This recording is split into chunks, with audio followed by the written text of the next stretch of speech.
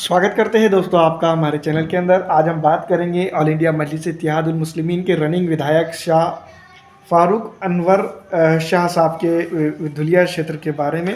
तो यहाँ पर अगर हम बात करें तो ऑल इंडिया मजलिस इत्तेहादुल मुस्लिमीन के सामने अगर देखा जाए तो चौतरफा मुकाबला देखने को मिल रहा था। चार पहलवान जो तो चुनावी मैदान में काफ़ी अच्छी तरह से मजबूती से जो तो रनिंग विधायक को यानी कि एमआईएम को हराने के लिए और अपनी सत्ता जमाने के लिए यहाँ चुनावी मैदान में ज़रूर रहे हैं। धुले के अंदर अगर हम बात करें, जिस तरह से मैं बता दूं कि वोटिंग परसेंटेज शुरू से ही धीमा रहा है और धीरे धीरे जो तो ये काफ़ी हद तक के आखिर तक के वोटिंग परसेंटेज जो तो बढ़ता भी रहा है।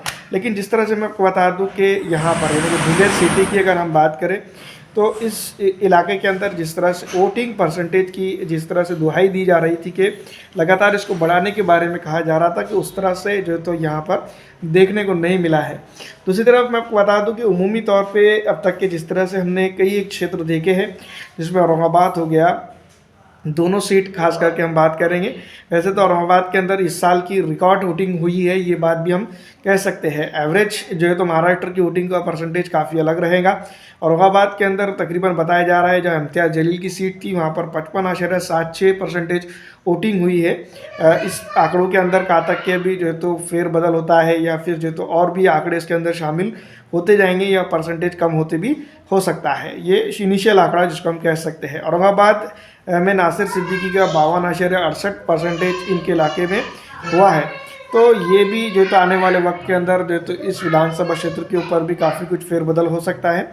लेकिन जिस तरह से धुले की अगर हम बात करें तो एमआईएम ने काफ़ी अच्छी टक्कर दी है और जिसको हम कह सकते हैं कि महाविकास अघाड़ी और महायुति और एआईएमआईएम जिस तरह से चुनावी मैदान में रही है और जिस तरह से चुनाव प्रचार और प्रसार काफ़ी कुछ चीज़ें हुई है, उन तमाम तर चीज़ों को अगर देखा जाए तो यहाँ पर फ़ारूक अनवर शाह जिसको हम कह सकते हैं धुलिया के अंदर काफ़ी अच्छा हद तक के उनके जो है तो यहाँ पर रंग जमने लगा है।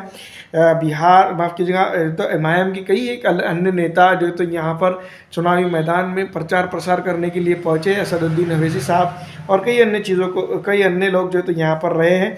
धुले के अंदर जो है तो फिलहाल अगर देखा जाए तो चौतरफा जो तो मुकाबला तो ज़रूर है, लेकिन अगर कुछ वोटिंग परसेंटेज जो है तो महाविकास अघाड़ी लेने में कामयाब यहाँ पर हो जाती है तो फिर एक बार जो है तो शाह अनवर फ़ारूक साहब जो है तो वापसी कर सकते हैं। फ़ारूक अनवर शाह साहब जो है तो मैं आपको बता दूं कि एमआईएम के लिए यहाँ पर एक बड़े धुरंधर के तौर पर सामने आते हुए नज़र आ रहे हैं। तो ये एक तरह से देखा जाए तो एमआईएम के लिए गोल्डन चांस भी इस बार यहाँ हो सकता है। और जिस तरह से मैं आपको बता दूं कि सेकंड टर्म जो है तो वो फिर से शुरू कर सकते हैं। आपको क्या लगता है, कमेंट करके ज़रूर बताइएगा।